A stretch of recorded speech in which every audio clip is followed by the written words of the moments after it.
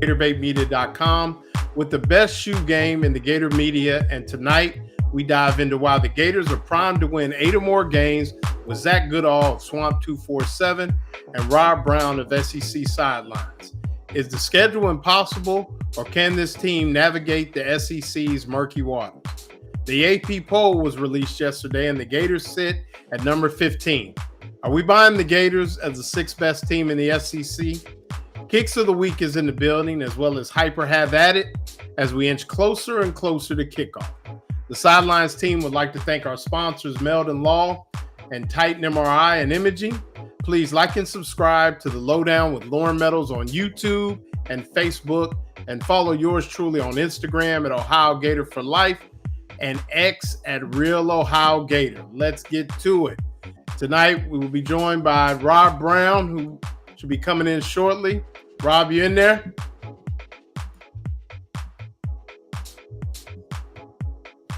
We got Rob Browne. All righty. So we break down the AP poll that came out yesterday while we wait on Rob. Number 1, Texas. Number 2, Penn State. Number 3, Ohio State. Number 4, Clemson. Number 5, Notre Dame. Number 5, Georgia. Number 6, Notre Dame. Number 7, Oregon. Number 8, Alabama. Number 9, LSU. Number 10 is the hated Hurricanes. Number 11, Arizona State. Number 12, Illinois. Number 13, South Carolina. Number 14, Michigan. Number 15 is our very own Florida Gators. Number 16, SMU. Number 17, Kansas State. Number 18, Oklahoma. Number 19, Texas A&M. Number 20, Indiana. 21, Ole Miss. 22, Iowa State. 23, Texas Tech. 24, Tennessee. And rounding out the top 25 is Boise State. Rob, how you doing? Great. That's the first time in Texas history they've been the preseason number 1. No, I did not know that. We would think that it was an annual occasion, by the way, Texas fans, I know you like to gang up on those Texas fans. I got Texas friends. I love them. That's a bit of Kevin Skarbinski, give him credit, pointed that out on his podcast on this channel this morning. Mm-hmm. I was like, damn, right. I never thought that. Well, it's like I have friends that all of a sudden are Golden State Warrior fans, and what do they have, like 4 titles? Yeah. And they like to talk, and they'll say, well, yeah, Golden State. And then I kindly remind them that my LA Lakers have 17. So, you know, I mean, we could play 2 or 3 more millenniums and it would be, they would catch the Lakers. But it's like, it's a, Texas, I mean, they're riding high, Rob. I mean, in this poll, I mean, there's some usual suspects. So people that have, I think Michigan finds themselves a little bit further down than they're used to, maybe. Although 14 isn't bad for a team that's going to start a freshman quarterback, it looks like. But did anything stand out to you with this poll as we, Zach Goodall be joining us here in a few minutes? Did anything stand out to you from, maybe the difference between the coaches poll or where, certain teams were slotted? Well, the question is it a poll based on where they think teams will finish or how good they will be at the beginning of the season? I think Texas, we talked about it on the show yesterday with Ellis Johnson and Pete Cordelli, 2 coaches that have national championship rings, been doing this a long time. Mm-hmm. Pete said, I'd be blitzing Arch Manning before he got off the bus if I'm Ohio State. I don't see Ohio State at the beginning of the season being a great team. You're replacing a lot. So that's a lot of looking at. I think a lot of this poll is just lazy ass looking out of the rearview mirror. I like Clemson because of the culture, continuity. Mm-hmm. I put them at number 2. You can make an argument for Georgia just because they just keep doing it every year. Alabama, probably a little low. LSU, I think, is high. Miami, they've got talent. I'm just Carson Beck.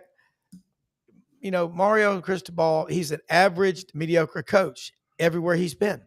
He was a great recruiter at Alabama, but that's like, what does that really mean when you had Nick Saban there? You got a discount. Everybody was a great recruiter when you were there. Right. Arizona State's underrated. I think I listen to Chuck Oliver's show a lot. The guy that covers Arizona State talked about this may be one of the best teams, he's ever seen out there. And last Wow. year they were picked 16th in the Big 12. I think Arizona State, long as Kenny Dillingham's there, they're going to be there. Michigan rated too high. South Carolina, how are they going to handle the expectations? Illinois, could they be this year's Indiana? And after that, I mean, what does it really matter? I mean, Florida, you could make an argument. Florida, I got the Gators to win 10. And all you hear about is, DJ Lagway. I think a cool storyline is, hey, who's the backup QB and who's behind him? What did Billy Napier say? This guy's pretty smart. He said 80% of the time in college football today, you're playing with two quarterbacks by the end of the season. Yeah, I mean, I think we were talking. I was listening to Doring and Scott Burns, or not Scott Burns. Peter Burns. That's Peter Burns. Excuse me. Scott Burns is the SID for football at Florida. Peter Burns, and they were going through the teams that played with it, that had a quarterback outside of the starting quarterback start a game last season, and it was crazy. I mean, almost I think it was maybe only three of the 16 schools in the SEC played with their starting quarterback basically the whole time outside of mop-up duty, where the starting quarterback or the backup didn't have to come in and make, be a substantial part of the game plan, start the game, go through the game, that kind of thing. So even, Arch Manning did have to come in for yours. Obviously, Graham Mertz started the season, so technically say was the starter. DJ Lagway then came in and played well and filled that role. But Georgia went through it. I think even I don't know if LSU went through it a little bit. So everybody kind of did their thing. What I want to add, and maybe that's a good point. I always thought the poll should be, if I look at every team every week, you vote every week. Yeah. So this week, if you had to say the season ended in 1 week, who would be the top 25 teams? Based on who did what that first week. Well, right. Maybe so. Yeah. But I'm saying going into this is, if you only played 1 week and you slotted them 1 through 25, these would be the best teams right now.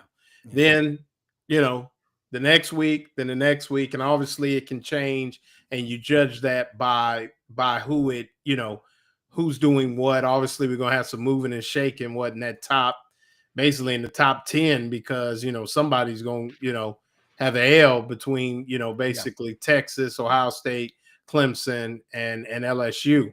So, it's really just talking, it gives you food for thought. But I guess my question is, and Rob, like you said, you got them winning 10.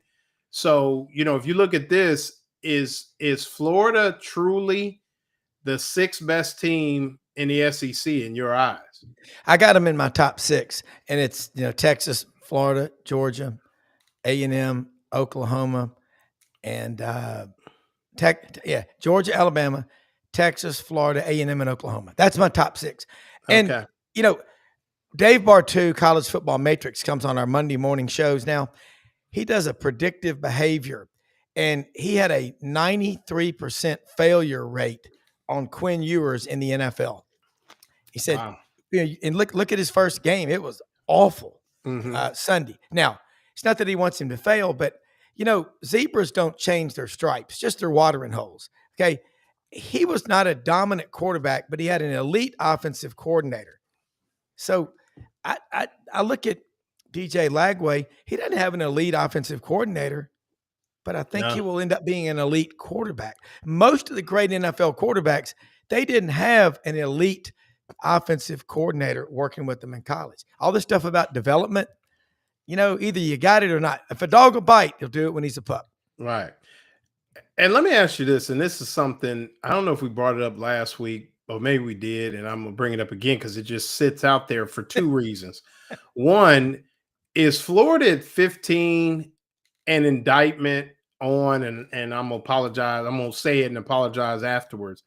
Is any of this an indictment on what maybe the media, and we'll ask Zach Goodall when he comes in, how the media feels about the Billy Napier tenure, where there's always that one slip up or there's those couple of duds during the year.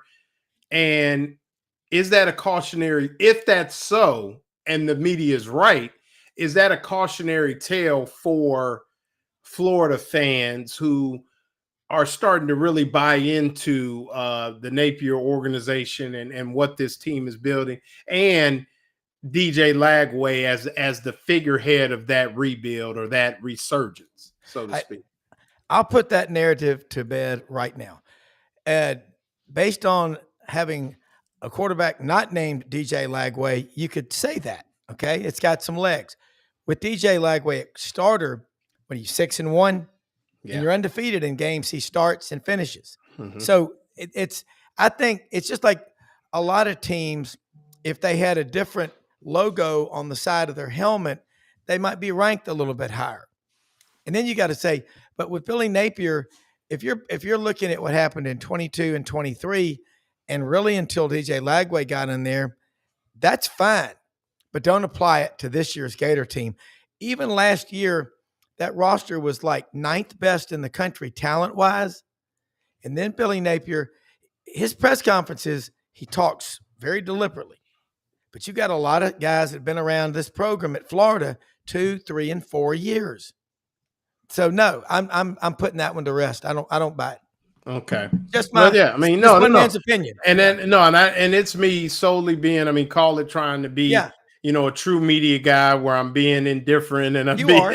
Yeah. I mean, and absolutely. Another thing I want to point out, and I guess I want to give a shout out to, is my boy Marcus Freeman, man. I mean, Yes. I want to say this, and I think it's time that I think a lot of people, you remember, and I remember when Notre Dame would literally come in and kick your teeth in.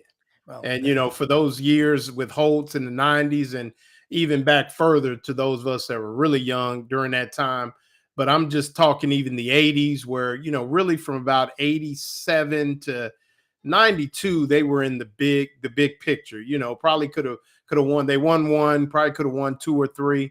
Yeah. But I think Marcus has figured out, a lot of things. I think he's got a lot of buy-in from the people there on campus and different things like that. And maybe even with the NIL being able to bring in, but also being able to bring in top-notch people to, run his defense. I think Mike Mickens, shout out to Mike Mickens from Huber Heights, Ohio, his defensive back coach, putting several guys in the NFL, bringing Chris Ash in as defensive coordinator. But they play a brand of football that it's a little more wide open than I think people give it credit for, but it's definitely physical.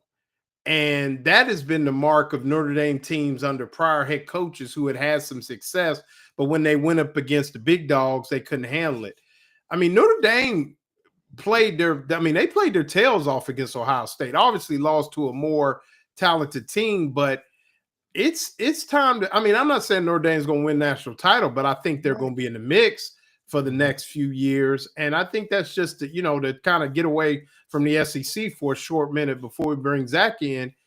You got to give credit. I think Marcus, for a lot of things, and you can call it, and we can argue that another day. I thought it was, like I said, you could have had two, let's just say two minority head coaches in the game for the first time ever. Had Penn State made it or whatever, and you did have those two playing one another. But, and being, I think the ladies like Marcus too. I mean, let's face it. My wife and her best friend are sitting there and her friend says, he's a really good looking guy. I'm like, yeah, but what he's building there and the brand of football they're playing, it travels. Yeah. Well, I had my good friend of 30 years, Pete Cordelli, on yesterday morning, and he was the quarterback coach on that 88 national championship team with Lou Holtz. Yeah. Played for Coach Holtz at NC State and coached with him 14 years. And I asked him over the weekend, we talk a lot. I said, what about Marcus Freeman? He goes, love him. And Pete's from Neshaminy, Pennsylvania. His dad coached the Neshaminy Redskins 38 years. I mean, okay. Pete is, oh my hard goodness. Nose. Yeah. Oh yeah. And he played football. That's West PA, right? Yeah. Yeah. Well, that's over Neshaminy, I think, is not too far from Philadelphia. Oh, But it's over there. yeah, Okay. I believe so, yeah. But Okay. Pete played, one of his dorm mates was Bill Cower. They called him Okay. Glass Jaw. But Pete talked about, I said, what about Marcus Freeman? I really like this guy. And it's a 180-degree difference between him and Brian Kelly. He goes, oh, no question. And I won't repeat, the decorum prohibits me listing his description of Brian Kelly, but let's just say he's not the biggest fan. Marcus Freeman, he is. Is he from Southeast or Southwest Ohio? He's from South. He's from 10 minutes from where I'm from. Okay. So he's from same. Him and Mike Mickens were, which is a pretty cool story. They were high school teammates. Yeah. So his defensive back coach, he's probably known since they were 12 years old. And that's that's kind of like, to Ohio, that's kind of like the muck in Florida. You know, Lake Okeechobee, Immokalee, Pahokee, Belglade. I think I'm and also Brian Kelly, he was smarter than everybody else. No, you're the University of Notre Dame, the most prestigious Catholic university in the world, and you get rid of game day mass. First thing Marcus Freeman did, he brings back game day mass. You don't have to go, but get your head right, as Coach Holtz would always say. If you're Catholic or not, get your head right somehow. Marcus has like 5 kids, 6 kids. He's a converted Catholic.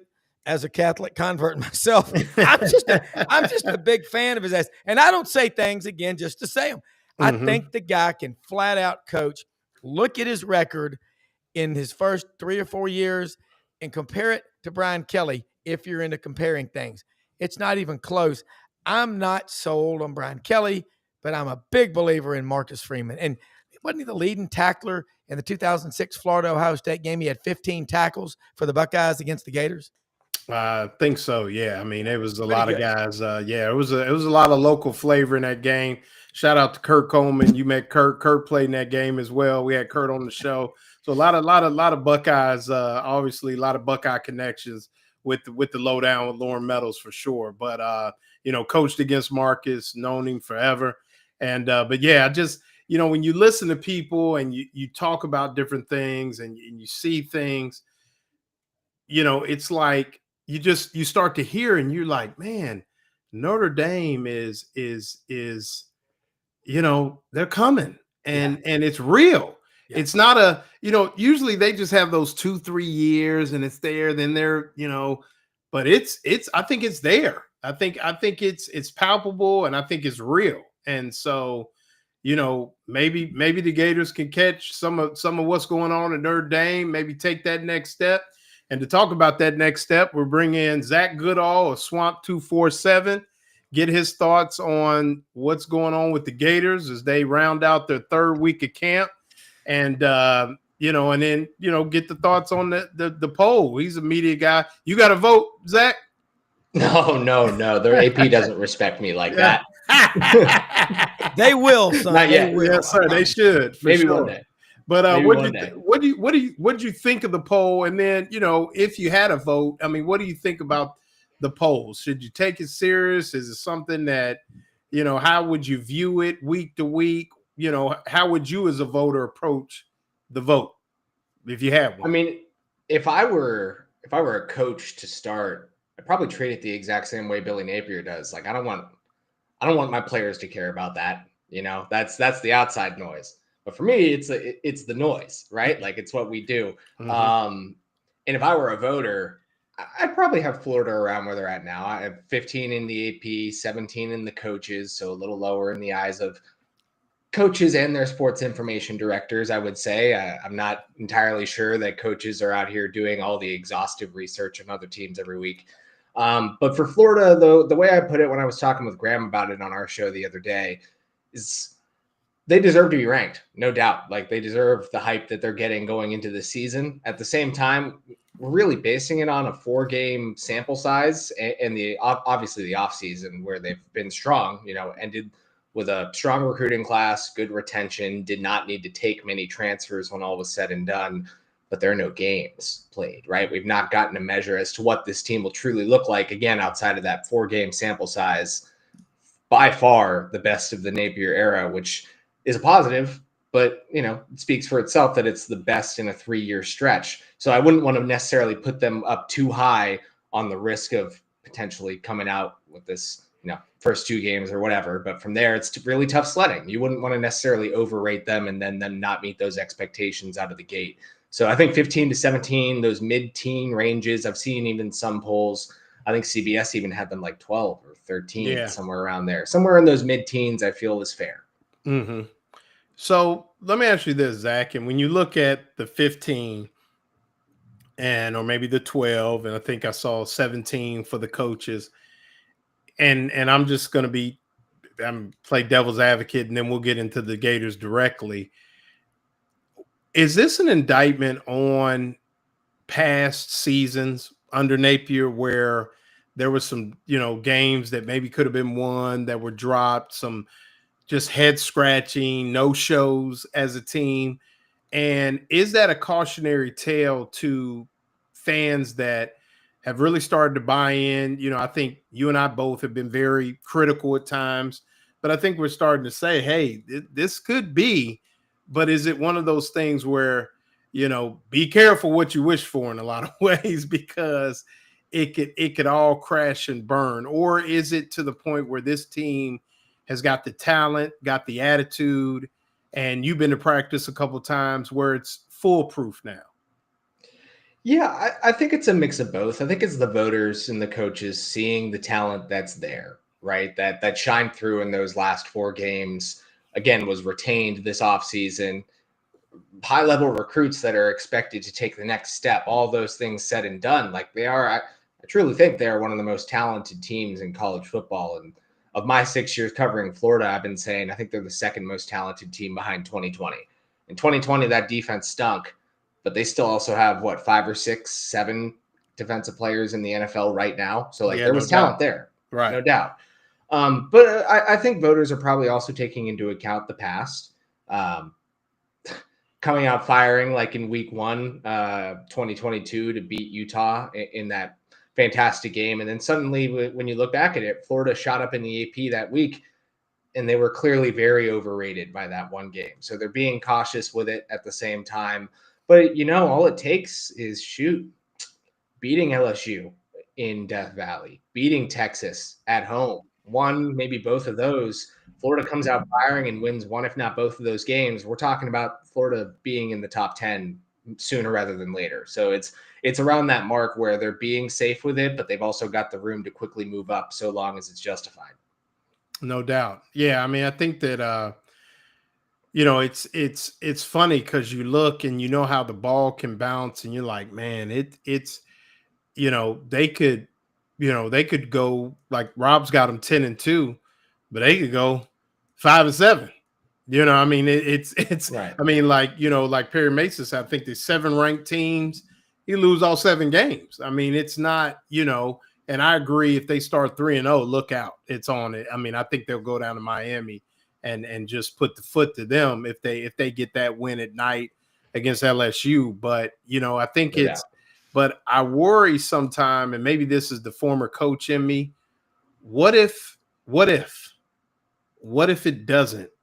What if Lagway does not improve against drop 8 coverage? What if the O-line is not as good as maybe it's the O-line we saw against Miami, and that's all year, then what? And I think that's a concern for me, kind of somebody who, you better have all you better have everything buttoned up. You better have your coat buttoned up, your sleeves down, and your gloves on, because it's cold outside when it's not going well. I mean, shoot, even like, I hate to put this thought out there. What if DJ Lagway's calf is not in a spot where he's 100% come week 1? What if, and I know that reporters have said it throughout the offseason, he needed shoulder surgery and didn't get it, and they're taking a big risk here, right? And those are things you can't predict nearly as much as, on-field progression or regression necessarily. But yeah, there are a ton of what ifs. And ultimately, I think the biggest what if is, how is Florida going to handle such a daunting schedule again? Sure, they win those 2 huge games at the end of last year. I don't mean to discredit it at all, but those are 2 games, right? When you're talking about 6 or 7 teams ranked ahead of Florida based on preseason hype right now, all it takes is a couple of those, and Florida maybe coming out a little flat in some of them for concerns to pop up. And granted, again, like maybe they do pick up where they left off too. Again, if that is what's going to be the case, Florida skyrockets, in my opinion. No doubt. And the one thing about it is we hope that the Gators won't back down. And I'll tell you who won't back down is the folks at Meldon Law, proven and skilled lawyers since 1971. I think the Meldons are back from their whirlwind European, Asian honeymoon for the ages, whirlwind tour. And they'll be back to root on the Gators and, bring a lot of joy to a lot of Gainesville fans with giveaways and other items to provide you with the best experience that you can have as a fan and even just as a member of the community. And Meldon Law has done just a great job of supporting the Gators and the Gainesville community. If you have a legal need that they can't help you with, they'll be able to point you in the right direction to somebody that can help you, always there to serve you. Meldon Law, the only official law firm partner of the Florida Gators. Meldon Law, we won't back down. All righty. So we're going to go at this kind of a creative way, so to speak. So last week, I wrote an article of 8 reasons why the Gators will win at least 8 games. Rob, I'm gonna give you, see if you can hit the mark if you're thinking like me. Give me one reason why the Gators would not or will win 8 games. Give me, if you had to pick 8 top reasons, what would be the first reason? First reason is the locker room. It's not a fragile locker room because last year it was a cluster fudge in the first part of the season, and they held it together. And you had a freshman quarterback come in there. You want to know who the quarterback is? Go in the locker room. That's one of the truest things you can ever hear. You got an alpha male badass DJ Lagway. That's what you got. He's going to play hurt. Everybody's playing hurt. So that's why they're going to win. I mean, you got a leader, and even hurt, he's going to be the leader of that team. We got a winner. Experience and leadership was one of the reasons. Zach, what do you think about the experience and leadership with this team?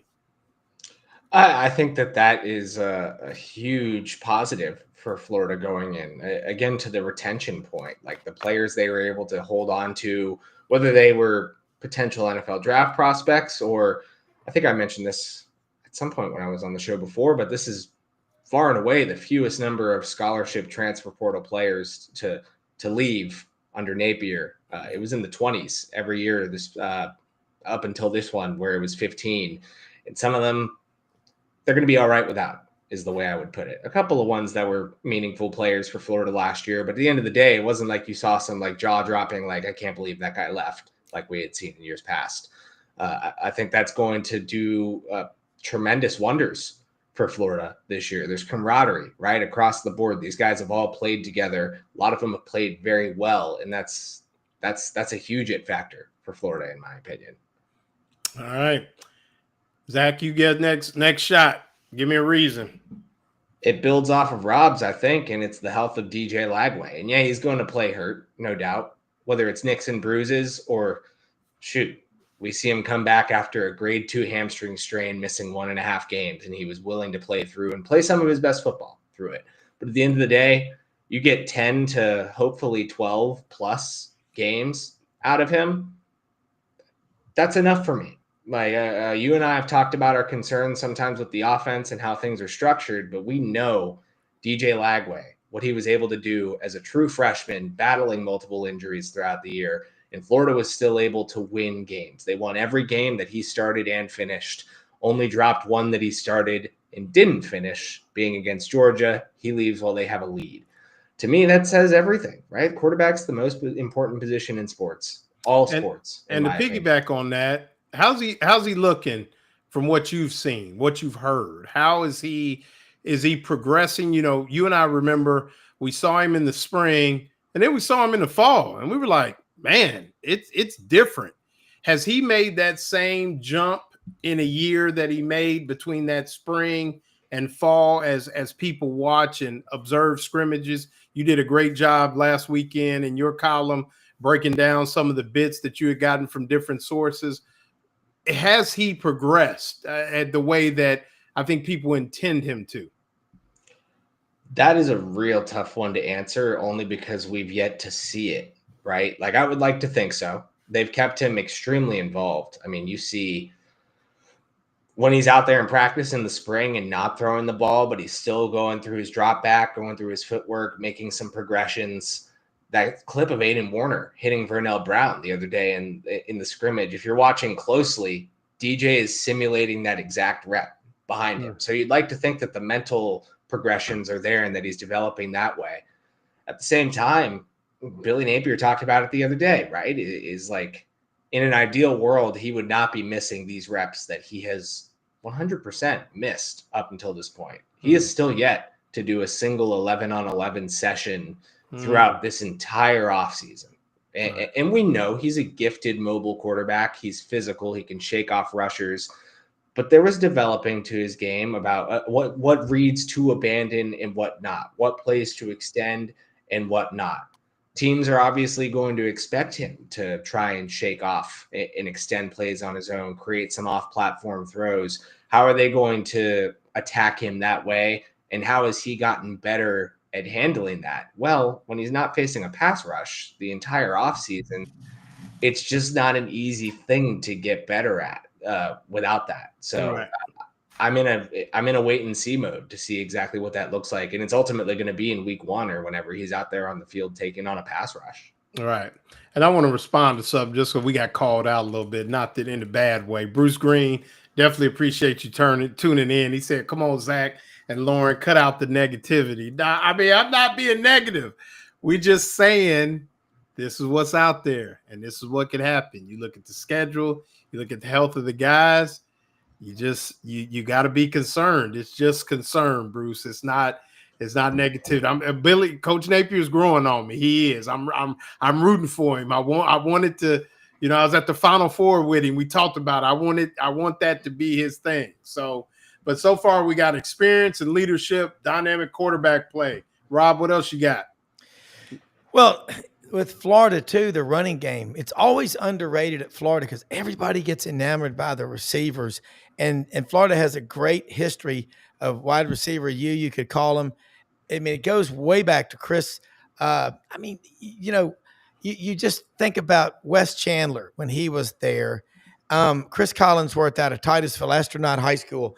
Those are guys that I grew up, Carlos Alvarez, to keep in comment, watching these guys for a long time.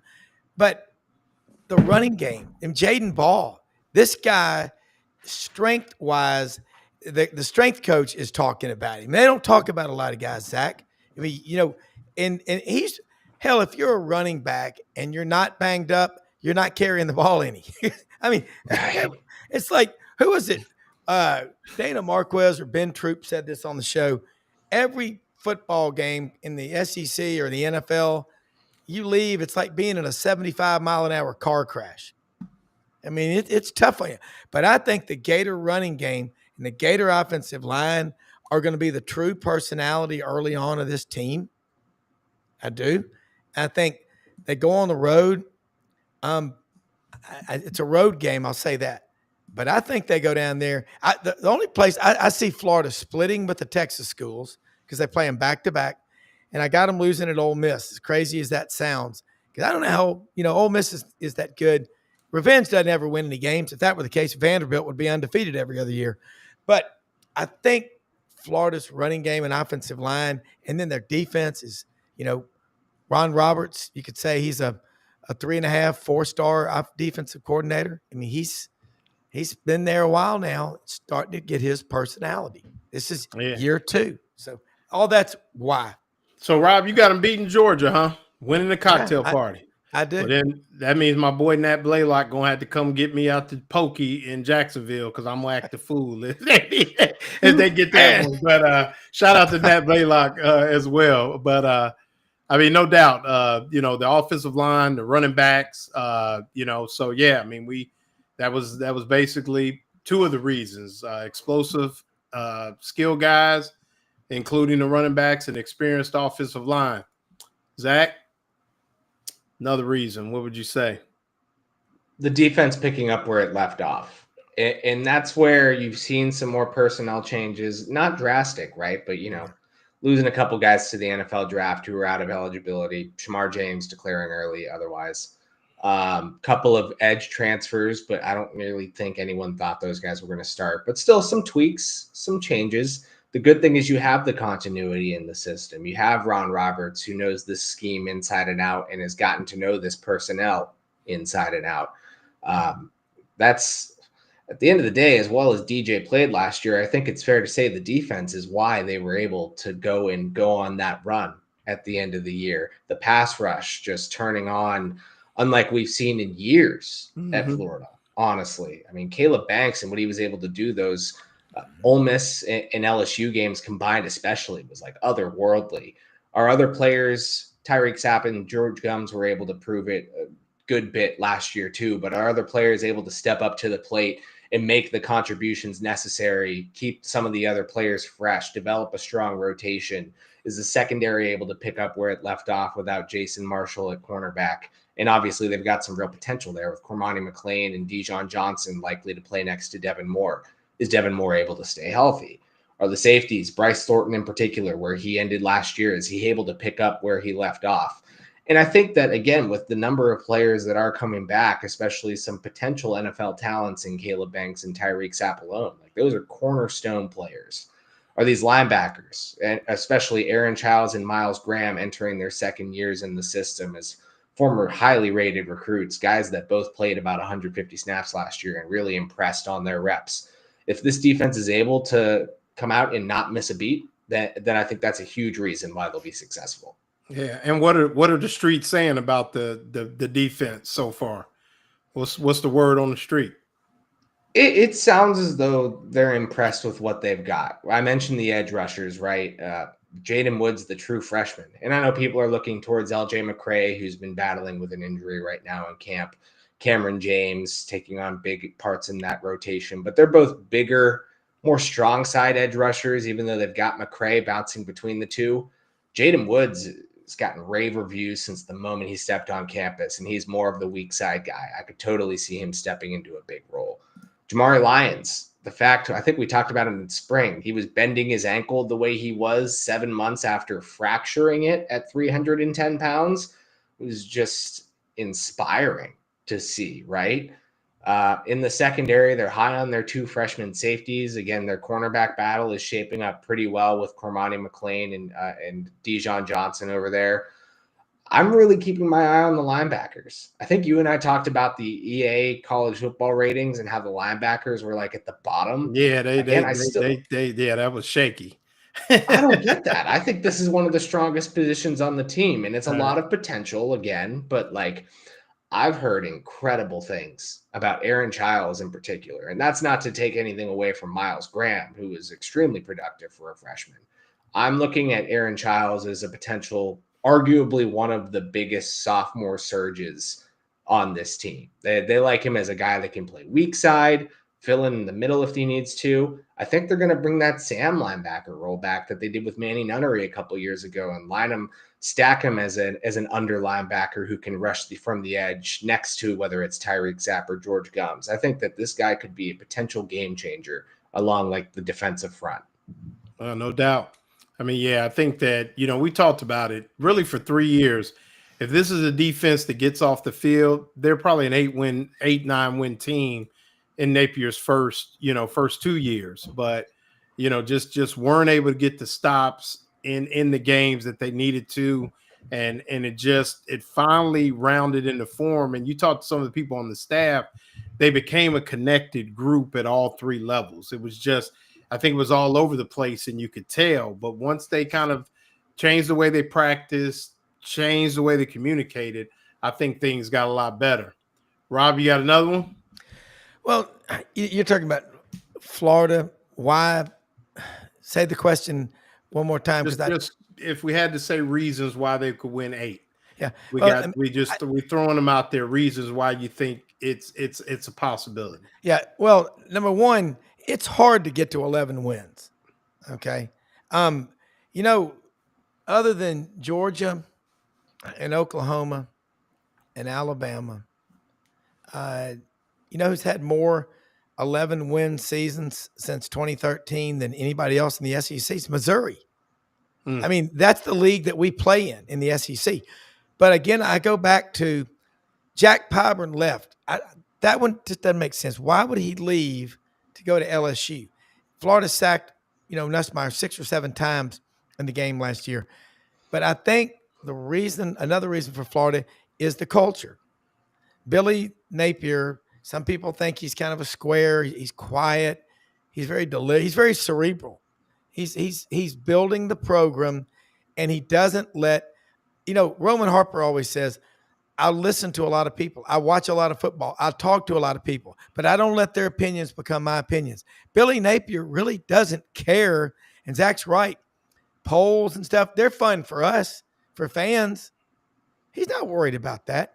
Inside that football building, his leaders are guys like Tyreek Sapp, like Caleb Banks. By the way, Zach, kick-ass work. I watch your 24/7 site. It's just constant videos, man. It's like the old days when the guys on the 10 o'clock news would go, I'm Loren Meadows. We took a trip to Gainesville today. Got a chance to go to practice. We sat down and talked with Florida coach Steve Spurrier for half an hour and then had dinner, and he invited us to come back anytime. That was another era. But right. But you know what, Zach? It does make you feel like you're there.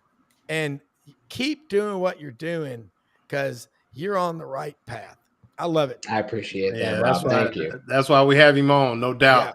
Yeah. And Zach, and that kind of leads us. That was another reason, Coach Napier himself, and the belief that the team has in him.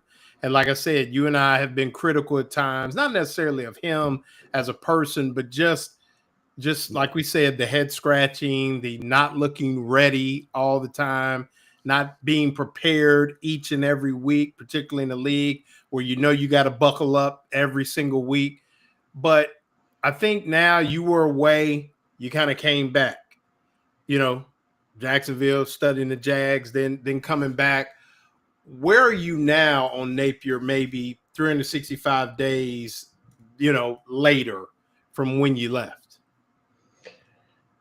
I guess if I were to have another reason to come up with, and maybe that's for if I were trying to predict them winning 10 games, I'll start by saying Billy Napier, to me, this entire time has been a great leader of men. You see his players respond to him. They're willing to run through a wall for him. I think we hear that just about anytime we talk to a player. He's got these guys. Their backs were against the wall last year through week 3, and they stuck with it. I don't think we would have seen that for a lot of other coaches across the board, certainly in recent Florida past. Proven as a recruiter, proven as someone who can sell the program and will stick by his players.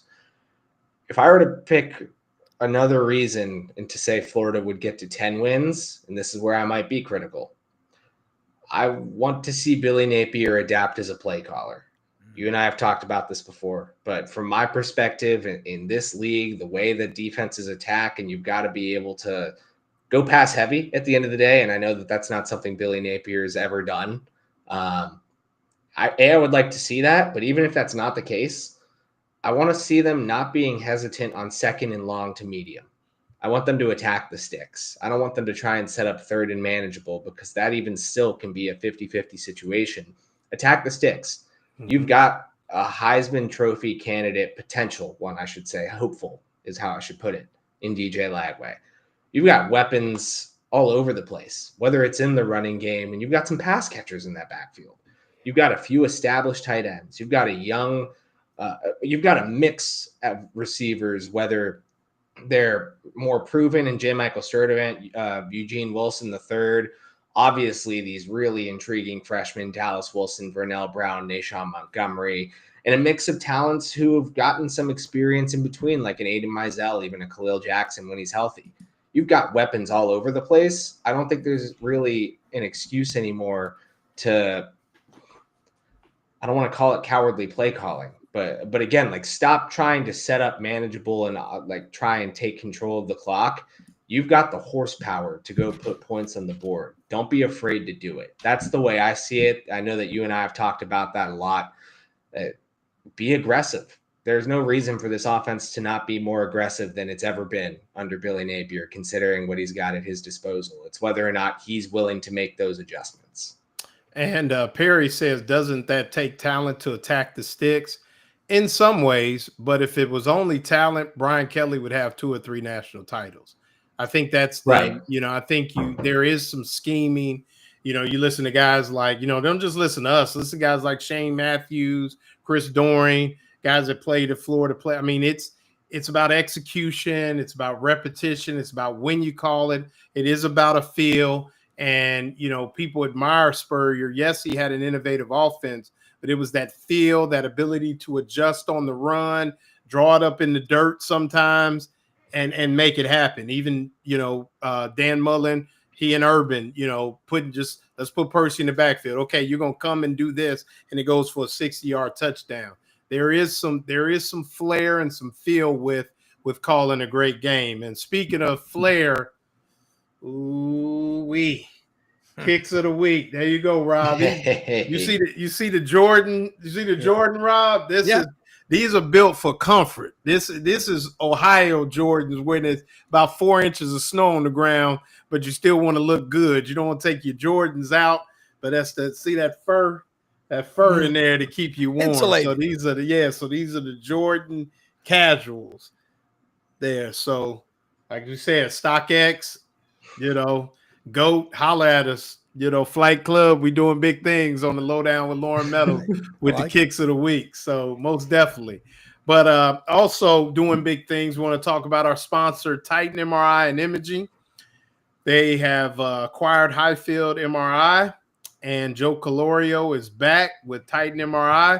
Now it has 3 locations, 2 in Gainesville with its Park Avenue location, and now at the Millennium Center, and 1 in Lake City, serving all of Columbia County and Valdosta, Georgia. Titan MRI and Imaging offers the same great customer service with MRIs, CT scans, X-rays, and ultrasounds. Easy scheduling with lots of options, including evenings, larger MRI machines for patient comfort, no ERs, no hospitals, coming soon to Ocala to better serve Marion County and the surrounding area.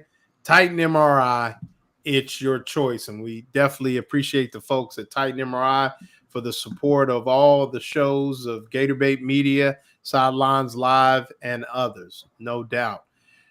One thing I think a lot of people aren't talking about, and maybe they are, I think a lot of people talk about the schedule and the schedule as a whole, and we got about 5 or 6 more minutes, but I think the schedule's favorable. And the reason I say favorable is, yes, they go on the road to LSU. Yes, they got to go to Ole Miss. But you got Texas at home.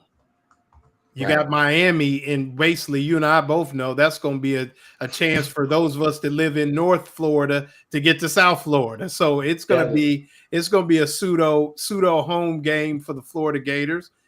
They usually have a lot of seats open, yeah. But they won't be, because if you look at the ticket prices, they're planning on they're trying to make a grip that week. Trust me. That's good.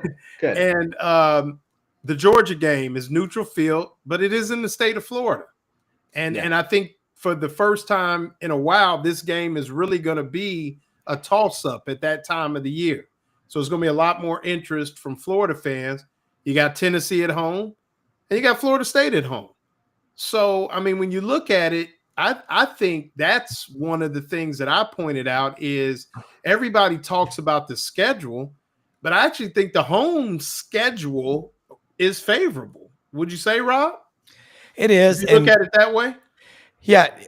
When I bet, I love to bet on games. I don't think about where the game's being played. I think about the matchups on game day, not the matchups on Wednesday. So, yeah, you're going to have a majority, potentially, Florida crowd in Miami. And, that home schedule, you got Texas coming in.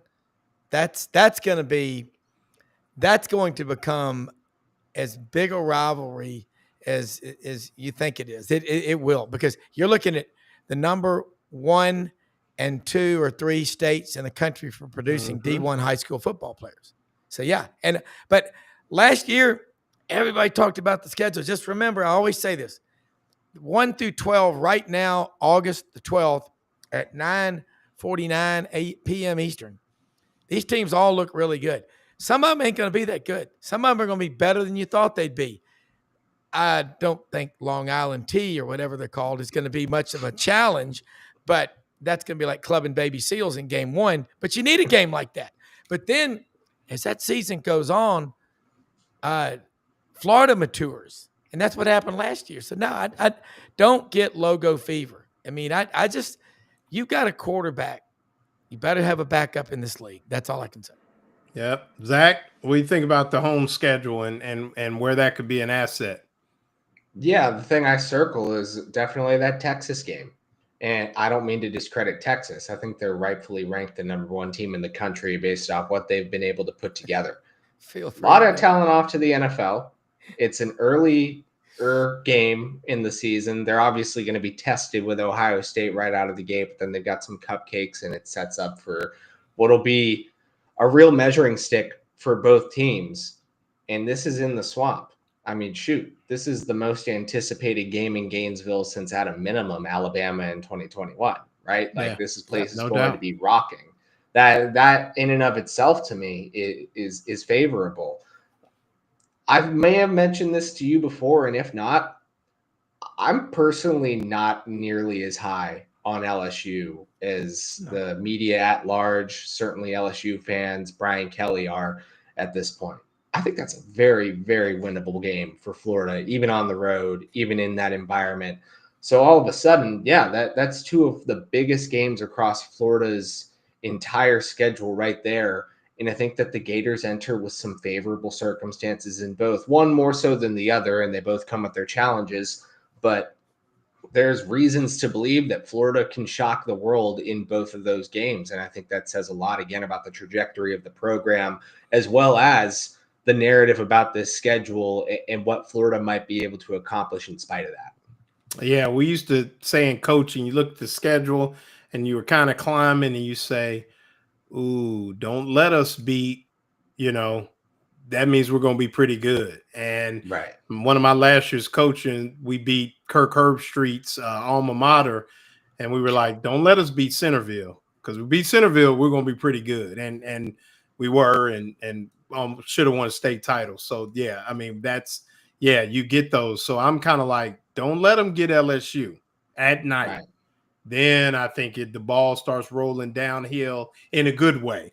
A big boulder rolling downhill, and they're running behind it, and here they come. So most definitely. Right. But, I want to thank you gentlemen both. The day job been killing me. I had to get my gumption up tonight, but knowing I was going to be on with you guys and the knowledge you bring, respect you both, especially Rob. You got a ton of energy. Zach, you're always on point with your analysis, and really appreciate you both. But Rob, who you got on tomorrow? We're going to have a cool discussion. We've got Kevin Skarbinski is going to be on with us, and we're going to talk with Dr. Bill Hardgrave, University of Memphis, about what university presidents are doing to handle the House settlement, conference expansion. Dudley Dawson, Hogville.net, Vince Ferrara, the sports animal in Knoxville. Bounce around the Sweet 16 of the SEC, talking practice and depth charts. No doubt. Zach, what you working on? Just trying to get through this camp, man. We got 18 days as of now, 17 days. I just want this over with. I'm ready. I don't care. CW Post, Long Island, right here. I'm ready to get this thing started. And that's an interesting fact. People say Long Island. I told a friend of mine, big Buckeye fan in Ohio, we used to coach together. He said, does Long Island have football? I said, well, I said, you probably remember this name. I said, CW Post is now Long Island. So, right. he was no more cereal. Yeah. No more cereal. Yeah, no more. What was that? Sugar Snacks was Post. But Jethro loves. Who we got in there? Brendan. Oh, Brendan Martin. There you go. Shout out to super producer Brendan Martin, Buddy Martin, and the czar of Gator Bait and everybody involved. But appreciate you guys coming on. Catch Rob Browne every day, 9 p.m. Eastern. 9 a.m. Eastern. Excuse me. I was on Central Time for about a month. I'm still not right. And Zach Goodall of Swamp 247, one of the best young writers out there. Yep. Your host, Loren Meadows of GatorBaitMedia.com and the Lowdown with Loren Meadows. We'll catch you next week. Reporting live from somewhere. Appreciate you guys. Thank you. Honored to be on. Love it.